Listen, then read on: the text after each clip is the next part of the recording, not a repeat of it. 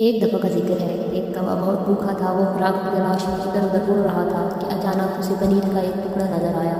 اس نے ٹکڑے کو چونچ میں لیا اور جا کر ایک درخت پر بیٹھ گیا۔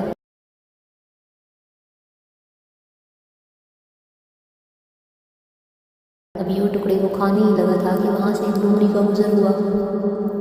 پنیر کے ٹکڑے کو دیکھ کر لومڑی کے منہ میں پانی بھر آیا۔ وہ بھی صبح سے بھوکی تھی۔ اس نے سوچا کہ کسی طرح کوے سے یہ ٹکڑا لیا جائے۔ کوے کے پاس آئی اور بولی، کوے میاں، تم کتنے خوبصورت ہو، تمہارے پر بہت چمکیلے ہیں، میں نے آج تک تم جیسا کوئی خوبصورت پرندہ نہیں دیکھا۔ کوا اپنی تعریف سن کر خوشی سے پھولے نہ سمایا اور من ہی من میں خوش ہونے لگا۔ لومڑی نے مزید کہا، کوے بھیا، تمہاری آواز بہت سریلی ہے اور سب پرندوں سے زیادہ اچھی ہے، کیا تم مجھے اپنی خوبصورت آواز میں گانا سنا سکتے ہو؟ کوا تو اپنی تعریف سن کر بہت ہی خوش ہوا اور لگا خوشی سے کائیں کائیں کرنے۔